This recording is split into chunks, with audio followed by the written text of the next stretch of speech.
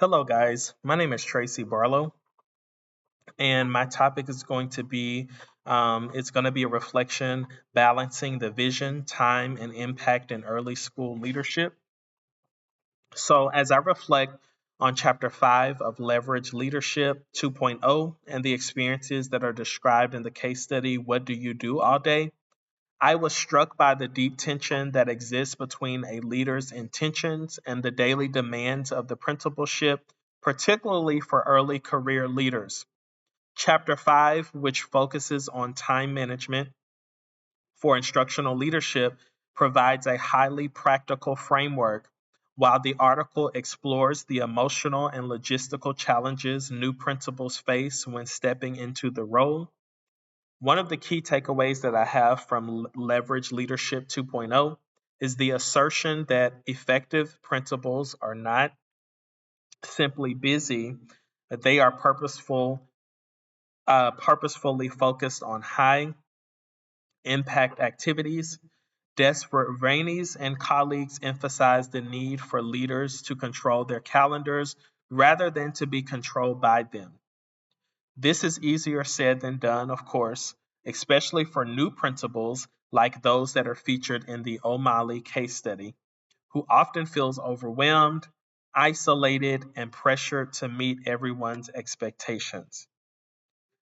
In the case of Principal Rachel, who is a first time leader, we see that her days are packed with urgent issues like discipline, paperwork, emails, and unplanned interruptions. Her experience reflects a common problem, which is time is consumed by operations rather than instructional leadership. And so we know that a lot of times we can get in the bulk of the daily operations as a principle that we start neglecting the whole aspect of being an instructional leader, where we have less time to actually pay attention to coach teachers, give them best practices for them in instruction.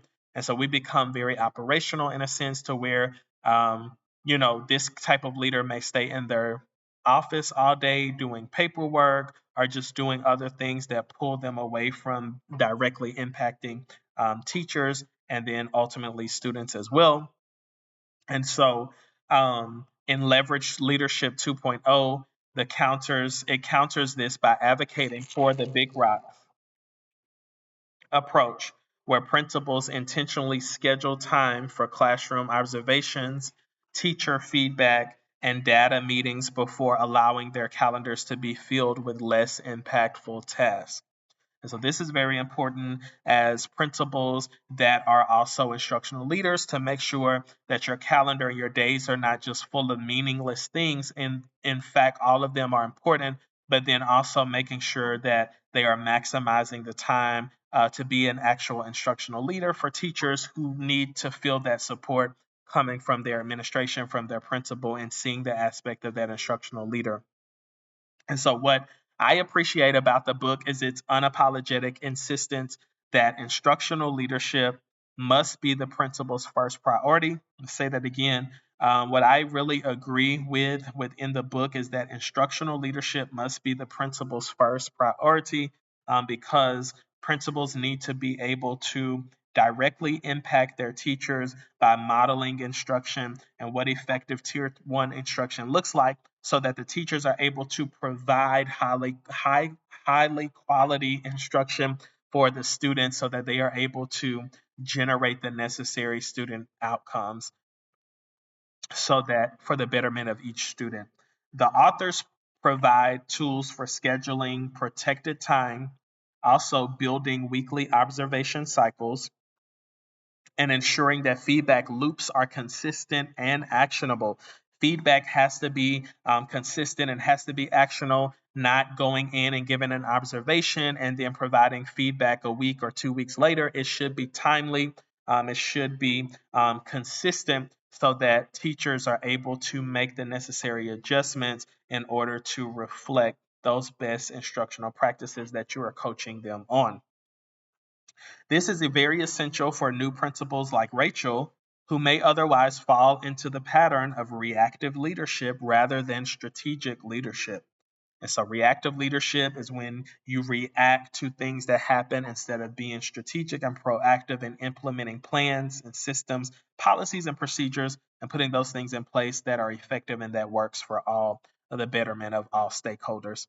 Another powerful connection between the two readings is the emotional labor of leadership. So Rachel, she expresses that she often feels like she's not doing enough despite working 12-hour days. The emotional toll of leading a campus while feeling ineffective is something many new principals experience because you're just trying to keep your head above water. You're trying to manage all of the list long of day-to-day things and tasks. And so it can become very easy to feel as if you're being ineffective as a leader, is what we see in this particular case. And so, chapter 5 doesn't actually ignore this reality. It speaks to the empowerment that comes from structure, having that structure in place by mastering time. And so, leaders begin to regain a sense of control, and with it, they also gain a level of confidence. Both readings pretty much emphasize the importance of clarity and vision and role alignment. O'Malley's case highlights the danger of role ambiguity, and Rachel is trying to be everything to everyone.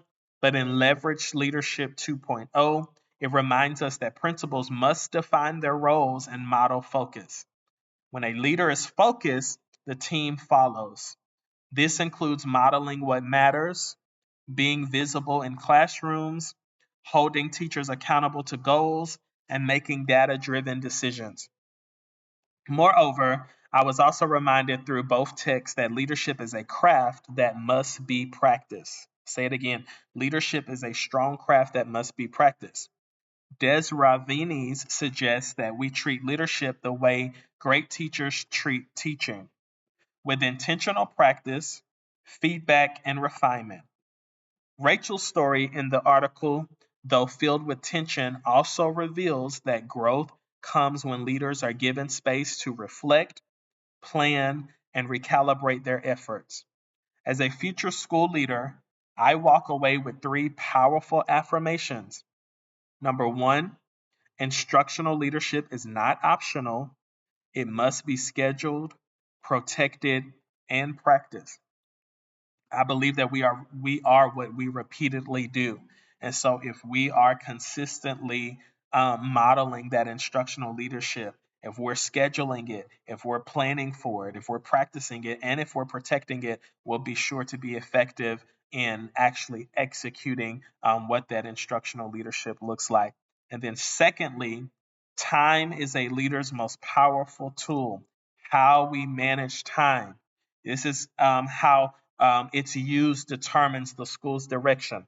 So, how well we manage our time, it will determine the direction that a school will go in. And so, we have to spend time on the most important things and make a priority to being that instructional leader.